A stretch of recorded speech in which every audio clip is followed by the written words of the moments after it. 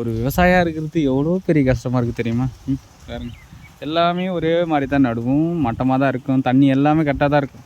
ஆனால் இந்த மாதிரி இடத்துல கொஞ்சம் கொஞ்சம் சரியாக வளராது, ஏதோ நோயெலாம் தாக்கும், பூச்சி கீச்சின்னு வரும். சரி, அதுதான் பிரச்சனையாக இருக்குது. இந்த கலக்காவை போட்டால் அதுக்கு மேலே எங்கே பாருங்கள், இது ஃபுல்லாக கலக்கா போட்ட இடம் தான். இதா இங்கே ஒன்று, இங்கே ஒன்று, இங்கே ஒன்றுன்னு முளைக்கும். இதுலேயும் ஒரு பிரச்சனை. அதை தாண்டி சரி அதுதான் வரலையே, இந்த கெவுரை வரைச்சி விட்டா அது வந்து சென்டர்லலாம் முளைக்காமல் போகுது. அதையும் தாண்டி இது முளைச்சா இங்கே வந்து முயல் வருமா, பன்னி வருமா, எல்லோரும் கலாரி விட்டுருமா. அதுக்கு அடுத்தது பக்கத்தில் மாடு கட்டுவாங்களா, ஆடு வருமா, அது இதுன்னு மேய்ச்சிட்டு போடணும். சரி, இதெல்லாம் தாண்டி அப்படியே வந்தால் ஒன்று மழை வந்து அடித்து கிடிச்சு ஊறி முளைச்சி போயிடும். சரி, அதையும் தாண்டி எடுத்துகிட்டு போய் கமிட்டிக்கு போனால் அங்கே போனால் ஆஞ்சோளத்தான் ரேட்டுன்னு போட்டு அவன் அநியாயத்துக்குன்னு 1090 போட்டு எங்கள் தாலி இறக்குறானுங்க.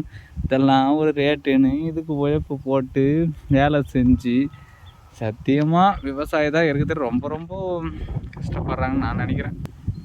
நம்ம ஏமாந்துட்டு தான் இருக்கிறோன்னு தெரிஞ்சே மறுபடி ஏமாந்துட்டு இருக்கிறது விவசாயி மட்டும்தான்.